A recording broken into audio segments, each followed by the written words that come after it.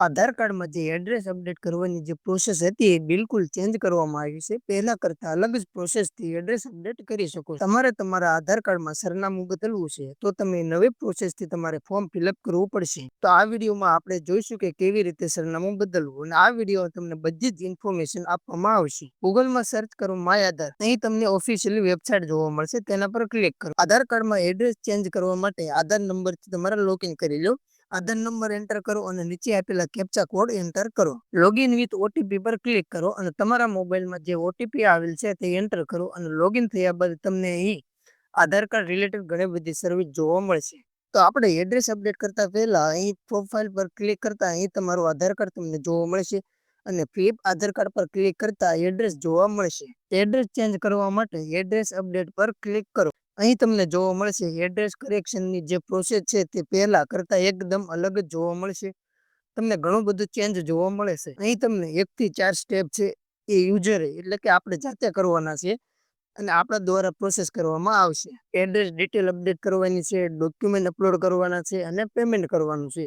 એક SRN number generate થશે તે તમારે સેવ કરવાનું છે. ત્યારબાદ આગળની જે પ્રોસેસ છે એ UIDAI દ્વારા કરવામાં આવશે, જે તમારા ડોક્યુમેન્ટ વેરીફાઈ કરશે. ત્યારબાદ જો તમારા ડોક્યુમેન્ટ વેલિડ હશે તો ફાઇનલી એપ્રુવલ આપવામાં આવશે. ત્યારબાદ જે કરેક્શન કર્યું છે તે કોમ્પ્લેક્શન અહીં તમને જોવા મળશે, અને મેક્સિમમ ટાઈમ 30 દિવસ લાગી શકે છે. તો હવે એડ્રેસ કરેક્શન કેવી રીતે કરવાનું છે તે હું જણાવી દઉં. સૌથી પહેલા તમારે અપડેટ આધાર ઓનલાઈન પર ક્લિક કરવાનું છે.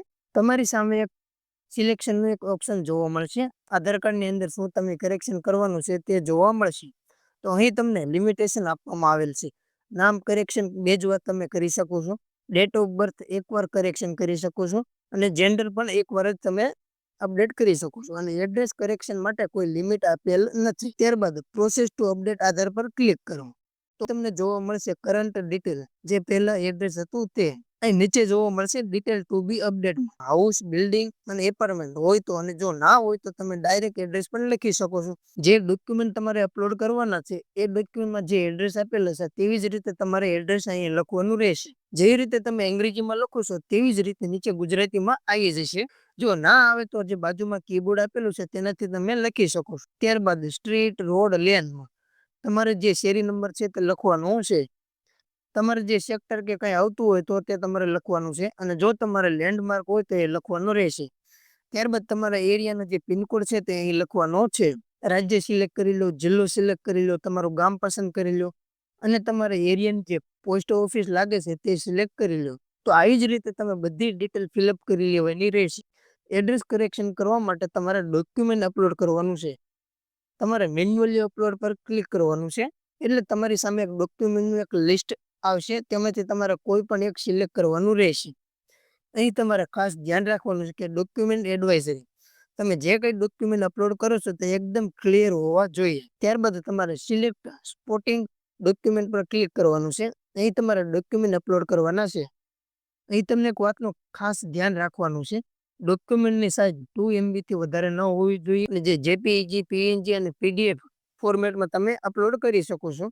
અહીં તમને જોવા મળશે કે સક્સેસફુલ ડોક્યુમેન્ટ અપલોડ થઈ ગયેલ છે. નેક્સ્ટ પર ક્લિક કરતા આધાર કાર્ડમાં એડ્રેસ કરેક્શન માટે 50 રૂપિયાની ફી ચૂકવવી પડશે, અને તમારે ઓનલાઈન પેમેન્ટ કરવાનું છે.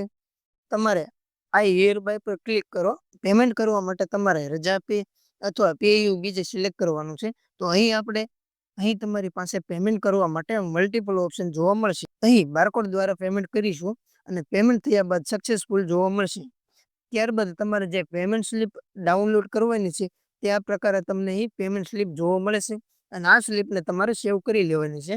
ગવર્મેન્ટ દ્વારા એકવાર વેરિફિકેશન કરવામાં આવશે, ત્યારબાદ સંપૂર્ણ માહિતી સાચી હશે તો એપ્રુવલ આપવામાં આવશે. અહીં તમારા માટે ખૂબ જ ઉપયોગી માહિતી છે. પહેલા એડ્રેસમાં કેર ઓફ ફિલ્ડમાં પિતાનું નામ પાછળ આવતું તે રિમૂવ કરવામાં આવ્યું છે, અને ખોટી રીતે પાછળ નામ એડ કરીને આધાર અપડેટ કરવામાં આવતા એટલા માટે રિમૂવ કરવામાં આવેલ છે. હવે તમને એક સવાલ થશે કે હવેથી એડ્રેસમાં સન ઓફમાં પિતાનું નામ નહીં આવે, તો એવું નથી. UIDAI તરફથી કહેવામાં આવ્યું છે કે ફાધર, હસબન્ડના નામમાં તમારે કરેક્શન કરવું છે તો તમારે હેડ ઓફ ફેમિલી સેક્શનમાં જઈને કરેક્શન કરી શકો છો, અને એના માટે તમારે એડ્રેસ અપડેટના ઓપ્શનમાં જવાનું છે.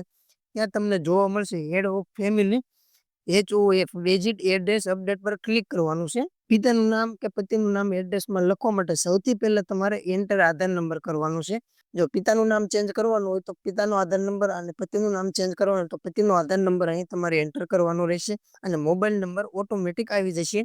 અહીં તમારે સિલેક્ટ રિલેશનશીપમાં તમારે ફાધર મધર કે જે કઈ હોય એ તમારે સિલેક્ટ કરી લેવાનું છે. અહીં તમારે એક વાતનું ખાસ ધ્યાન રાખવાનું છે, નામ અને રિલેશનશીપ સાબિત થતા હોય તે જ ડોક્યુમેન્ટ તમારે અપલોડ કરવાના છે, તો જ એપ્રુવલ આપવામાં આવશે.